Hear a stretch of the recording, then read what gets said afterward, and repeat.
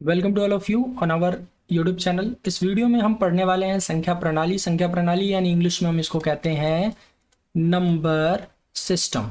जी हाँ, number system.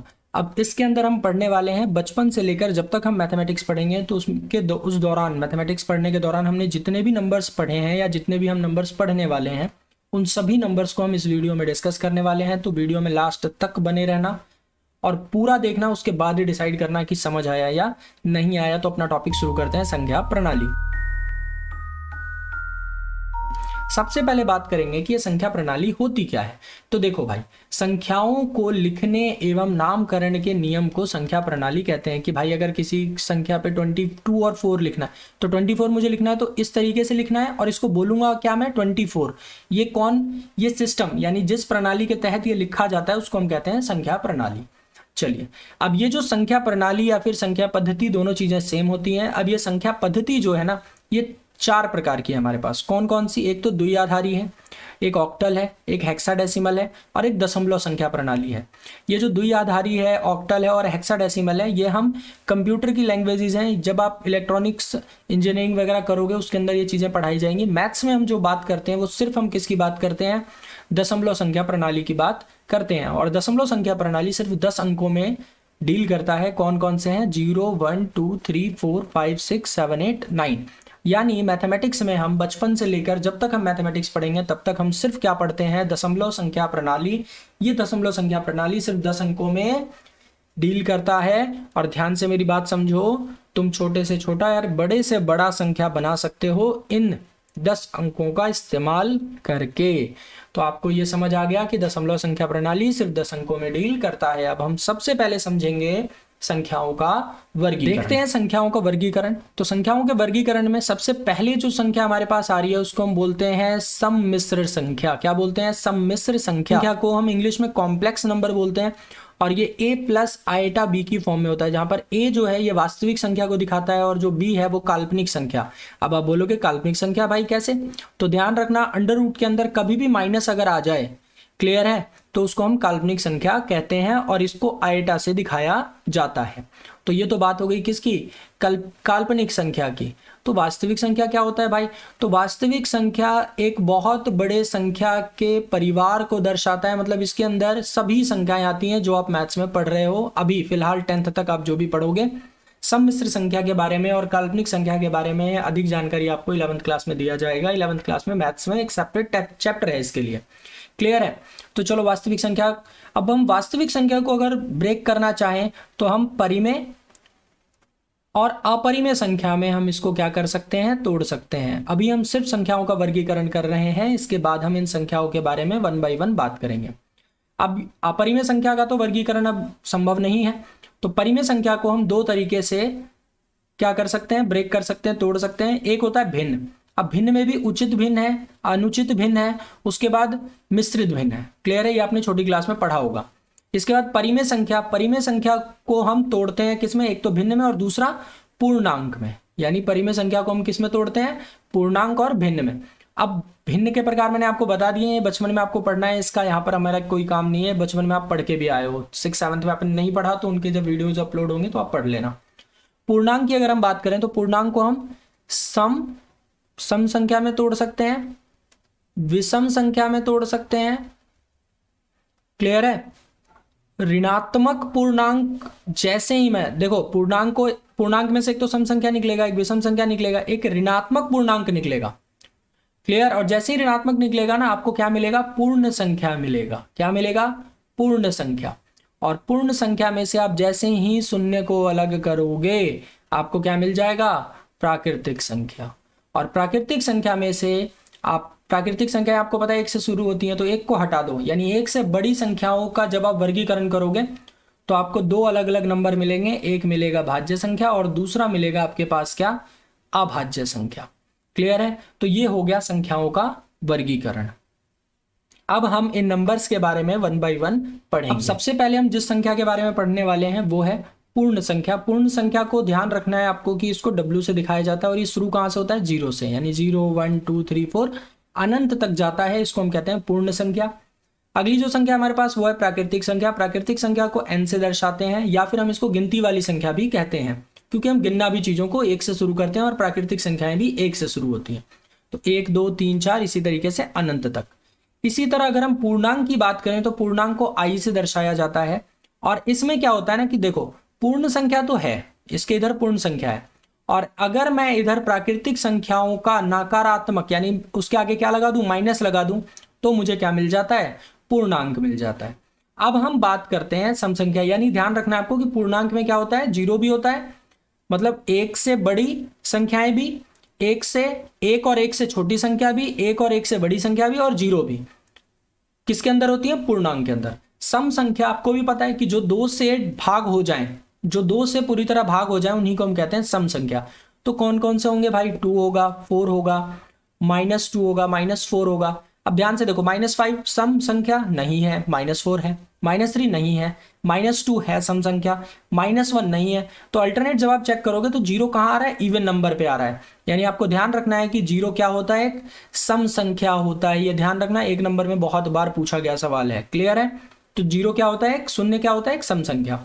विषम संख्या जो 2 से भाग नहीं होते, तो कौन कौन से होंगे, -5 -3 -1 1 3 5। आप बोलोगे जीरो क्यों नहीं, तो ध्यान से मेरी बात समझो।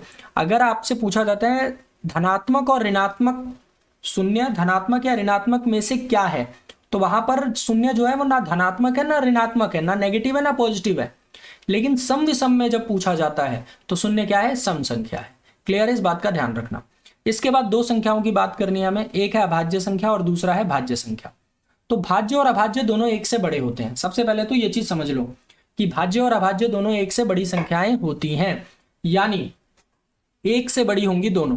यानी अब दोबारा सुन लो, अभाज्य और भाज्य दोनों 1 से बड़ी संख्याएं होती हैं, यानी 1 से बड़ी वो संख्या जो खुद से भाग हो जाए और 1 से भाग हो। 1 से बड़ी वह संख्याएं जो खुद से भाग होती हैं और 1 से भाग होती हैं, उनको हम कहते हैं अभाज्य संख्या। क्या कहते हैं, अभाज्य संख्या।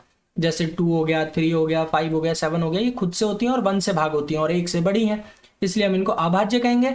और जो खुद से भी हो जाए, 1 से भी हो जाए और औरों से भी हो जाए, उसको हम क्या कहेंगे, भाज्य संख्या। जैसे 4 6 8 9 10, जैसे 4 1 से भी होता है, 4 से भी होता है, 2 से भी हो जाते हैं, तो ये भाज्य संख्या।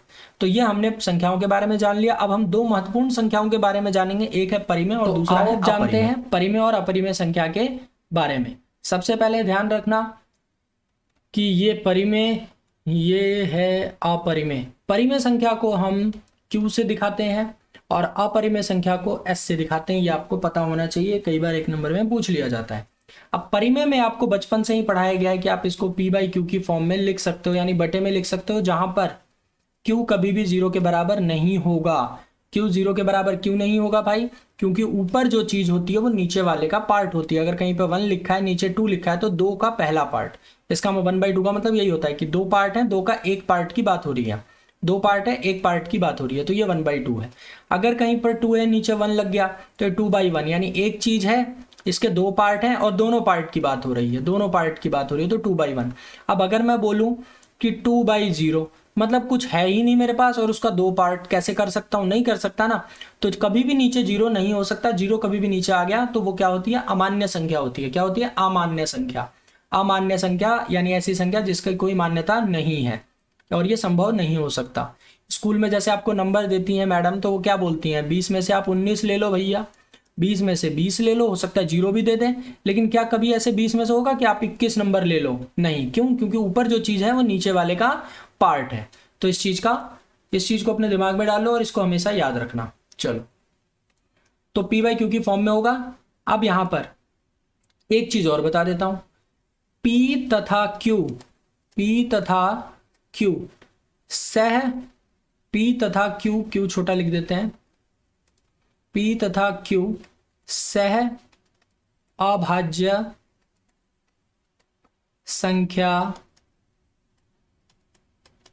होगी। क्लियर है, यह आपको ध्यान रखना है कि P और Q दोनों क्या होंगे, सहभाज्य संख्याएं होंगी। क्लियर है, दोनों, यानी सहभाज्य संख्याएं कौन सी, ऐसी 2 संख्या जो सिर्फ 1 से भाग होती हैं। ऐसी 2 संख्याएं जो सिर्फ 1 से भाग होती हैं, उनको हम कहते हैं सह अभाज्य संख्या।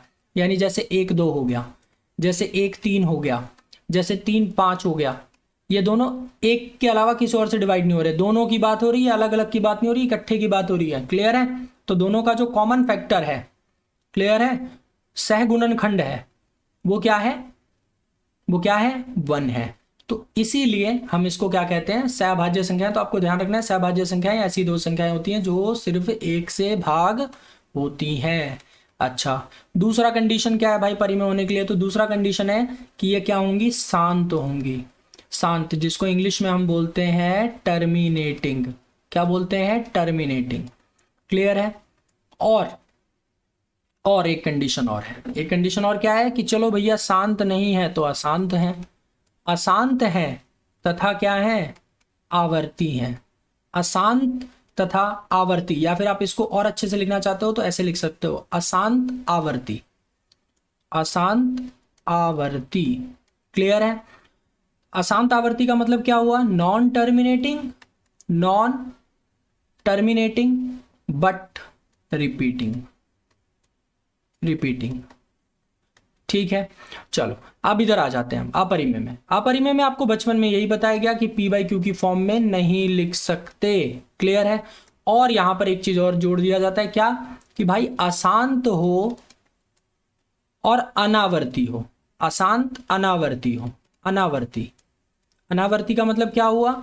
नॉन टर्मिनेटिंग हो, नॉन टर्मिनेटिंग हो and non repeating. Non repeating, ना ही रिपीट हो रहा हो और ना ही खत्म हो रहा हो। क्लियर है? डिवाइड। तो हम उस ऐसे केस को हम क्या बोलेंगे कि वो एक अपरिमेय संख्या हमें देगा। यानी कहने का मतलब क्या है वो समझ लो। दोनों का अशांत अशांत और अशांत अनावर्ती और अशांत आवर्ती, इनका मतलब क्या है वो समझ लो एक बार। आप ए बाई बी को डिवाइड करते हो तो डिवाइड करोगे तो दो केस निकलेंगे, या तो आपको रिमाइंडर 0 मिलेगा या रिमाइंडर 0 नहीं मिलेगा। तो अगर रिमाइंडर 0 मिल गया तब तो ये केस हो गया आपका क्या? शांत। इसको हम बोलेंगे शांत। और अगर शांत है तो आप पी बाई क्यू की फॉर्म में लिख सकते हो, ये परिमेय संख्या होगा अगर शांत हुआ तो। क्लियर है? लेकिन अगर शांत नहीं होगा तो फिर आपके पास दो केस आते हैं। पहला, शांत नहीं होगा तो जब आप डिवाइड करोगे तो जो आपका कोशेंट है, जो आपका भागफल है, क्लियर है, वो बार बार सेम नंबर देगा। कैसे? ध्यान से समझो। या तो वो हो सकता है इस तरीके से चलता चला जाए 2.333 ऐसे, या फिर हो सकता है कि कोई पैटर्न सेम आ जाए 353535 ऐसे, हाँ या ना, इस तरीके से हो सकता है। क्लियर है? तो इसको आप क्या लिख सकते हो? 2.3 बार। इसको आप क्या लिख सकते हो? 2.35 बार। तो आप 9th क्लास में पढ़ोगे कि जिन संख्याओं के ऊपर बार लग गया ना, आप इसको पी बाई क्यू की फॉर्म में लिख सकते हो। इसका तरीका है हमारे पास। क्लियर है? तो आप ये वाला जो केस है ना, ये वाला, इस वाले केस में क्या हो रहा है? एक ही संख्या बार बार आ रही है ना, तो हम ऐसे केस को बोलते हैं अशांत अशांत आवर्ती। आवर्ती यानी बार बार आ रही है। क्लियर है? अच्छा, और अगर गलती से डेसिमल के बाद कोई अलग अलग संख्या आपको मिल जाए, क्लियर है, अलग अलग संख्या मिल जाए, एक जैसा ना आ रहा हो, क्लियर है, जैसे 2.34344, फिर 3444, कुछ इस तरीके का आ रहा हो। क्लियर है?